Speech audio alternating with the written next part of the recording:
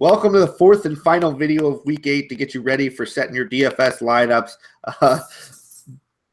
Jim is distracting me right now with his clown mask on, but we want to get you winning some GPPs this week. We've already given you a bunch of cash game advice, so let's move on to tournaments because, of course, stacks are the way to do it there. But before we do, I'm going to share with you, of course, the offer that we want you guys to know.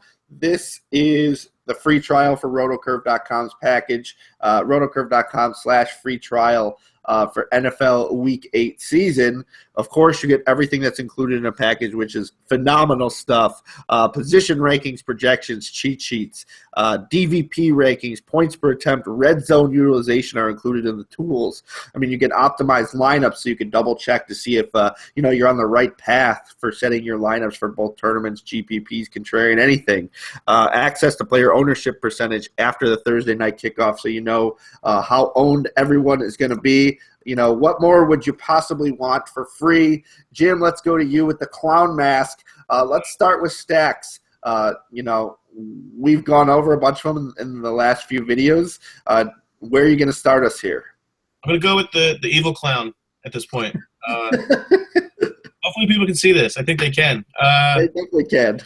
Yeah, if not, then I'm tripping. But, I think with stacks, I've already talked about how much I like Winston. I like Jameis Winston at home here. It's a nice setup. The Raiders have been soft. Even with Amerson playing so well at corner, they're still giving up tons of yards, tons of points. I think they give up the 8th most points per drive to opponents, so they're just generous overall. They're giving up a touchdown on nearly 25% of drives. The league average right around 20, so they're a generous defense. They're one of the 6 or 7 most generous defenses to face with a quarterback. You also add in the fact that, yeah, I agree with you. Like you said, in the receiver thing, there's pros and cons with Mike Evans, but I think, if Winston's going off, I think we're kind of correlating that to Evans having an Evans game. And it looks more and more like that bad year last year was the outlier, right? I mean, his rookie year and his third year are looking like he's one of the best touchdown makers at the position, which his skill set kind of screams. Last year just seems like a lost season in terms of rookie quarterback, no rapport. So I think everything sets up. I also think, to go cheaper, Ryan Fitzpatrick and Brandon Marshall's the way. Again, it's the same kind of situation where if you're going to expect, Fitzpatrick to do anything, it's going to be because Marshall does anything, and kind of vice versa. Marshall's got an awesome market share. I've already talked about the fact that he's tied with Emmanuel Sanders for the most red zone targets. He doesn't have nearly enough touchdowns for kind of his usage. I talked about Mike Clay's kind of expected touchdown rate, and I think he's second or third most likely for a correction is Marshall. So that's another one that I really like. And then, if we're going to go for the tournament winning kind of crazy setup, I'm okay paying up and doing the stack, especially with running backs going cheaper this week with Booker and Rodgers and even a number of different guys. White, you even mentioned Latavius Murray is interesting. So I think in a stack, it would be interesting, to be able to either pay up for Matt Ryan and Julio, or to go ahead and get who your favorite guy is, go ahead and get Luck and Hilton. So I think those are the kind of safer ones, and then you can get a little bit more playful with Winston and Fitzpatrick. Yeah, you hit on, a few of my favorites, especially that Luck Hilton. You can even in the Luck Hilton Doyle, because Doyle is still so inexpensive that, if he's going to prove to be a top 4 tight end-ish again, which hopefully he will be, you could sustain all 3 of them. But another one I like is Derek Carr. You kind of mentioned Amari Cooper. I think you can even go so far as Derek Carr, Amari Cooper, and Latavius Murray if we think that this is going to be a high-scoring game. Cooper is one of those guys who's built on the yardage. He hasn't been scoring those touchdowns. So even if you get, Amari Cooper, 5 for 120, and you get David Carr, throwing a touchdown to some random guy, if they're moving the – yeah, exactly. You got them moving the ball. And then Latavius Murray probably will finish off one of the drives, would be my guess. And he's very, very cheap. So, even if he eclipses 100 yards rushing, you get the bonus. I think there's a lot of upside there. Distracted me again with his with his effects he's got going on. But another one I mentioned was Trevor Siemian. I like the quarterback. I think if you're going to pair him, Emmanuel Sanders is the better matchup this week. That's definitely only for tournaments only. That one's going to be kind of contrarian. Again, you kind of hit on a lot of the ones that I like. I'm looking now. Russell Wilson, Doug Baldwin would be one of them if we think they're going to go off. Lock it if you're going to get weird with it and go for the team stack, Or I mean, there's also the Graham set situation. You got narrative factors and matchup factors. Yeah, I agree with you, and I really like that Arizona. I mentioned that Palmer is one of my favorite GPP ones. So again, I think that's one where you could go all three if you wanted to. That would be very contrarian. Would be if you think that they can light up this Carolina team. I definitely would suggest Palmer and Fitzgerald since the receiving core is all banged up, but Palmer throws to David Johnson too, and it's very possible he could take a screen to the house.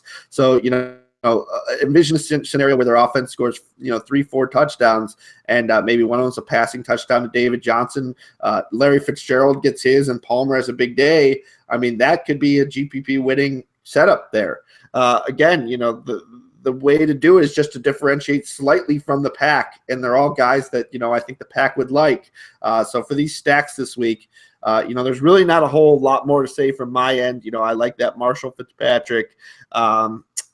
I guess you could go Breeze Cooks if you want to go against the grain with the Seattle defense because Breeze is at home and you want to play that trend. But for the most part, I think we nailed it in quarterbacks and we nailed it in the receivers that. We like who we like. You got anything else to say about stacks? No, I agree. I mean, this is one of those things where I think it's just an equation, right? We've mentioned who we liked at each position, and then we added them together. I think one unique one, not unique, but it's more of that correlation, defense and running back. If you're going to pay for Forte, I think it's fine to go ahead and get the Jets defense. Like I said, they blitzed the Baltimore 47% of the time last week. That's a super high rate. I mean, the league high rate for the season is 44% in terms of average. That's like what the Saints are doing. And the last couple of years, the Cardinals have led the league at 45%. So if you're blitzing at 47%, you're kind of selling out to get to the quarterback. If they do that against McCown and they can't protect him with Cleveland, it could be a pretty fun day to have, Muhammad Wilkerson and Richardson and Leonard Williams. There's some hogs on that defense. So they have the personnel to kind of make that work again. Just interesting if you're going to go if you don't want to get into the Marshall Fitzpatrick, the risk with Fitzpatrick, I think you can still get a hold of that nice matchup with Forte in the defense. Yeah, I think another one of those, if you're not going Vikes defense in tournaments, would be Ezekiel Elliott and the Cowboys defense. Now, the Cowboys defense isn't, anything incredibly special, but they did force, I think it was 3 fumbles last week. And this Philly offense has really fallen off the table. Wentz looks like a rookie. I mean, I was at the game last week, and I know Minnesota's good, but Wentz just looks like a rookie now. Yeah, exactly. And if, Dallas is going to control this game, it's going to be with Elliott working the clock against them. We discussed, Philly's got a good run defense, but we think they can dominate anyone.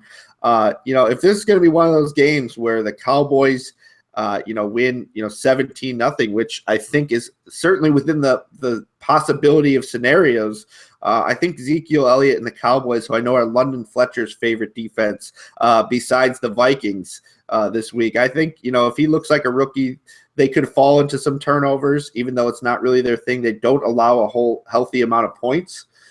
So that's kind of an interesting stack to me. Are there any that are popping into your head that we have missed so far that we think could be, viable?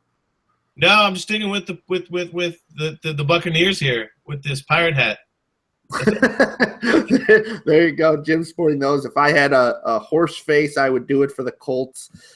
Because those are definitely my guys this week. If Moncrief is back, it'd be interesting to see if he factors into a stack. I like Andrew Luck this week. I think he's going to, target T.Y. Hilton, but I think Moncrief has been the guy who's looked like his wide receiver one when he's suited up. So I'm probably going to be playing with a lot of, Andrew Luck combinations. I really have just sold on it this week. I know most of the people I've talked to, it's not at the top of their list, so I don't think it'll be that highly owned. That's where I'm going with stacks. Do you have any final words of advice for this week whatsoever? Now, no longer stacks. Any final words of advice? No, just enjoy it because it's going so fast. We're already at week 8. It's going so fast. And I know we complain about sometimes the grind of the NFL season, and It's fun, and also I think what we said earlier, and I think I'm going to reiterate that like chalk has shown up a lot in these successful lineups a lot, and I think sometimes we all are compelled to kind of feel contrarian to do that different move. I don't think you have to scatter, contrarian variance all over your lineup. I think it's okay to say Devontae Booker's in a great situation. He's in my lineup. It's okay to say, Brandon Marshall's affordable on FanDuel, and that's okay. I'm not saying you have to play those guys. I'm just saying you also don't have to avoid them to feel like you're differentiated. Yeah, I agree with you. I figured out the effects while you were talking, so it's not me. There we go. So I'm going to finish the show with this dog shots at me. And before we go, I want to tell you once again about this promo, rotocurve.com/free-trial. You get everything included with the package, the rankings, projections, cheat sheets, the tools that include DVP, points per attempt, red zone, that sort of stuff. You get the optimized DFS lineups for DraftKings and FanDuel. You get access to player ownership percentage. You get all that wonderful stuff. Jim the Cat, I will see you next week. Let's go win $1 million. We have not done it yet this year, which is a little disappointing. I thought both of us would have won it twice by now. But exactly. Let's ride Andrew Luck and Jameis Winston into the sun, and we will see you next week.